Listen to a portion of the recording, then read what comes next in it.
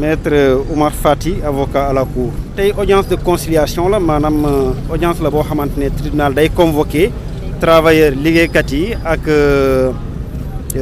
employeur bi pour jéem a leen juboo leen mais ci dossier bi gis nañ ni juboo mënu fi am ndax ñoom employeur bi wane na ko loolu la manifester te travailleurs yi aussi donc mënuñu ànd ci li nga xamante ne moom la leen employeur bi teg donc c'est la raison pour laquelle fii donc jàmmarloo bi rek moo fi ses problème bi c'est simple c'est ay liggéeykat la yoo xamante ne ci période mbas mi ñu nekkoon di liggéey entre employeur bi daal di leen interdire tere leen génn maanaam ci biir usine bi rek la ñu mën a toog mënuñu génn même pour dem seeti seen famille loolu yoon daf ko dàq amul benn employeur wala particulier bu am sañ-sañ limiter mouvement d'aller et revenir d'un citoyen loolu autorité publique kese moo am sañ-sañ boobu donc ñoom amuñu woon benn droit di interdire liggéeykat yi di génn maanaam confiner leen ci biir usine bi guddeeg bëccëg rawatina que ñooñu dañ leen tere génn d'abord mais ensuite même lekk question seen ravitaillement dund bi nekkoon na un sérieux problème à leur niveau donc loolu moo indi tout ce problème là donc qui est donc de la responsabilité de l'employeur.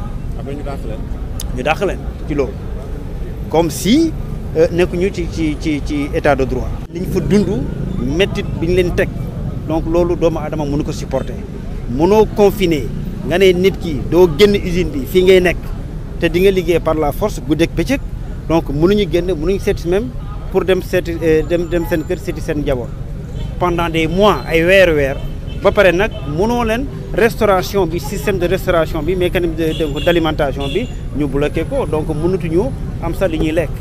donc je pense que je pars sous leur contrôle demoon nañ ba sa benn moment il y avait des problèmes d'intoxication au niveau donc des travailleurs voilà donc il y a toute cette situation là donc mënoo créer situation bu toll noonu nit ñi wax ak yow nga leen di jaay comme yow yaay employeur comme si toi tu étais un demi-dieu dàq leen centre Ndior qui est à nos côtés et nous comptons donc effectivement nous battre pour rétablir ces 22 braves personnes-là dans leurs droits. Tout a démarré avec l'arrivée du coronavirus.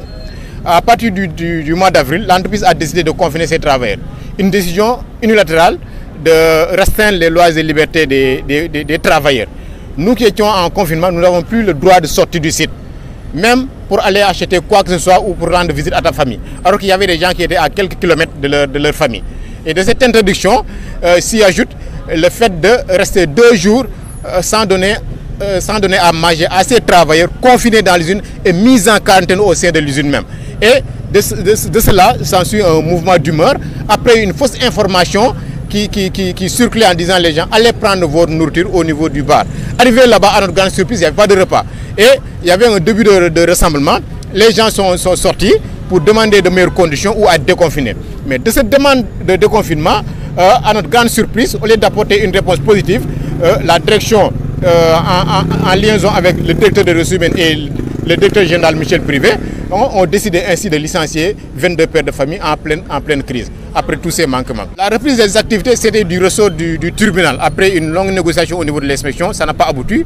Au niveau du tribunal également, leur avocat s'est comporté de manière très déplorable en disant qu'ils ne sont pas venus pour négocier. Donc, vu les circonstances, il n'y a pas possibilité de négocier. Donc, c'est la raison pour laquelle la non-conciliation est constatée et nous entrons directement dans la phase contentieuse. Bon, le plan d'action, nous avons compté organiser une marche à partir du 13 décembre. Nous appelons toute la population sénégalaise et plus particulièrement toute la population de la localité de Diogo et environ à venir nous soutenir fortement, à venir se mobiliser davantage et dire non à cette injustice qui règne, à cette injustice de colonisation qui règne au sein de cette entreprise-là. Et également, il y a une information, nous sommes là avec nos collègues de la CIS, qui est l'entreprise qui gère la restauration. Nous sommes victimes de la même situation parce que eux aussi, ils sont victimes d'un licenciement de 33 travailleurs qui vient d'une entreprise qui était entreprise de sous-traitance de la GCO. Donc ce qui veut dire que GCO a entraîné 55 licenciements, 55 pères de famille sont licenciés parce que cette entreprise de CIS était sous la dictature de CIS pour licencier de GCO également.